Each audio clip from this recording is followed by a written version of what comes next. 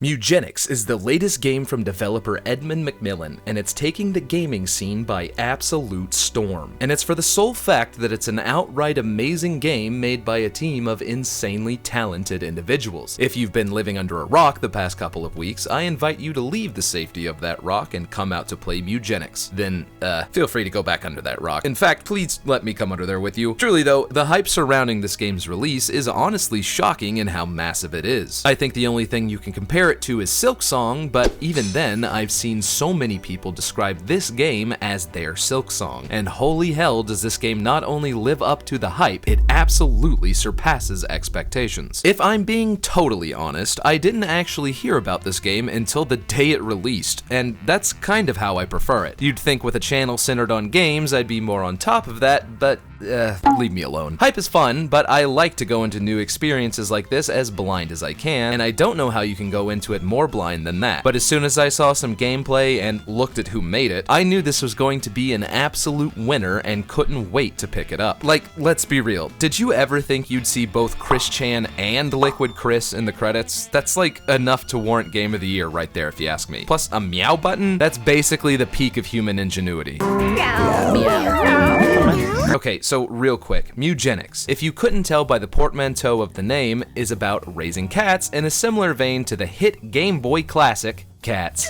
Except this time you breed your cats for battle, or for payment to some of the local freaks. When you get enough cats, you send them out to adventure where they battle enemies and collect upgrades in a surprisingly in-depth tactical strategy game experience. They are quite literally just going around town and causing havoc, but it seems like there's already plenty of that to be had. There are layers to the combat that you might not expect, leading to some really unexpected but sensical moments. I'm here for all of those layers. If you know, you know. You're incentivized to push your cats and level them up, as when they return home, they can breed with each other to make kittens that have stats and abilities passed on by their parents. That's where the genics comes from. It's okay, they're just cartoon cats, don't think about it too hard. When out on adventures, you're going to need to use your head if you want your furry friends to make it out alive, as this game can be absolutely brutal and will not hold your hand when a boss comes in, kills your cats, and then shits directly onto the battlefield.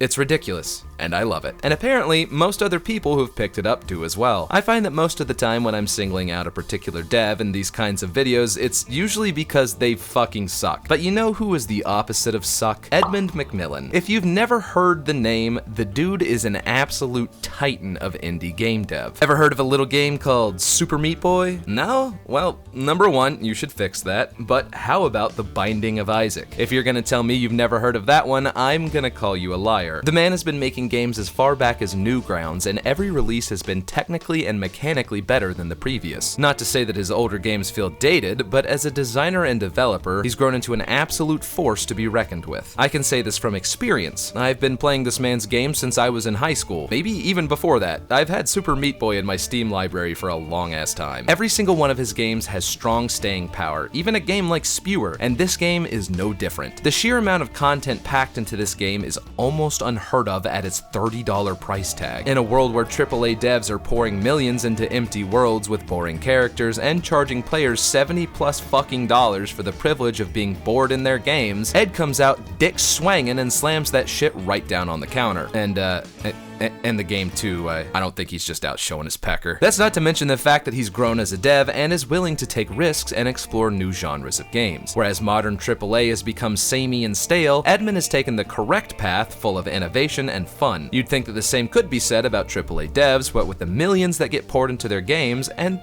there are exceptions to this, but that's just largely not the case. One thing that can be said about Mewgenics is that it's not afraid to be absolutely ridiculous. It's competent, but it doesn't take itself incredibly seriously, and that's true for every game Edmund has made, or at least the ones I've played anyway. In a recent video, I talked about how game developers are becoming more and more pretentious as they get more and more up their own asses about how what they're making is art and should be taken seriously. But here we have Mewgenics. It's simultaneously got absolutely stunningly smooth animation, stellar stellar art design and incredibly fine-tuned mechanics. It also has more shit and dick jokes than a bathroom stall in a middle school. All that considered, what about that makes this game not art? Game devs and writers take themselves so seriously that they can't even fathom making something this ridiculous. Not saying that they all should. I love all games from the goofy to the serious, but I hate the notion that because games are art, that they need to all be packaged up in the same melodramatic, boring slop packaging. There's a reason why everybody thinks modern art is a scam made by out-of-touch idiots, other than the fact that it just outright is. Feel free to tell me in the comments about how I'm too stupid to understand art.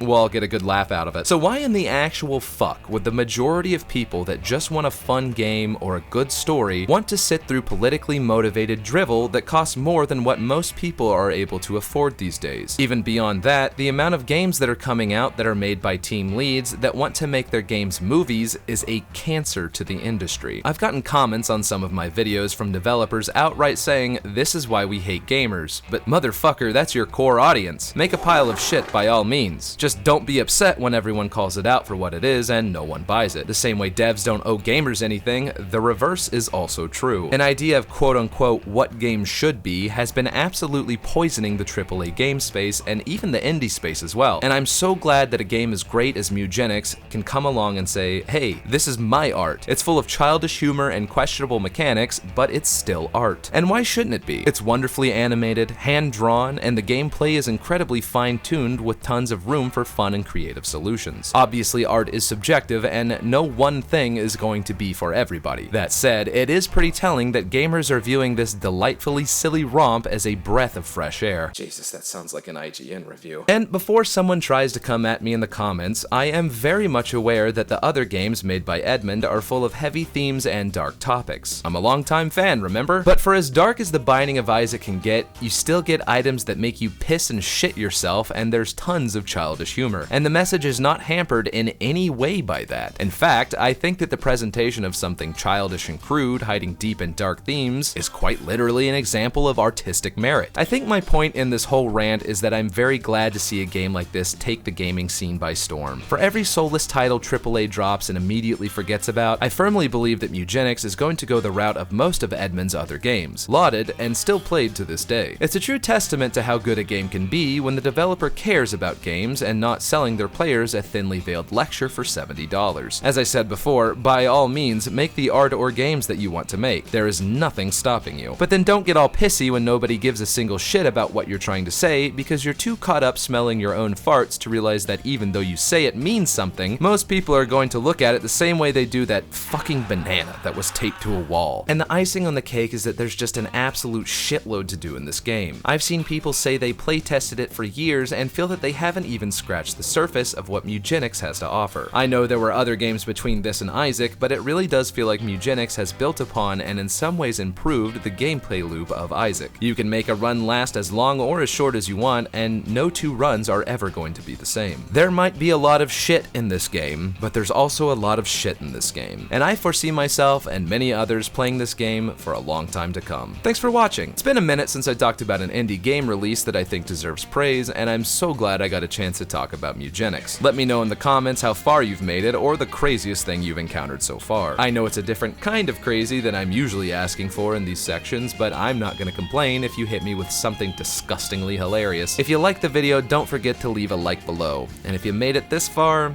I think that means you liked it at least a little. Also, don't forget to subscribe. It really helps the channel out more than you know, and I'm incredibly thankful to everyone who already has. I am shooting for my next goal of 5,000 subs, and if it's anything like my last goal, I think you guys are going to help me absolutely knock it out of the park. All that said, thanks for watching, and I'll see you next time. Bye!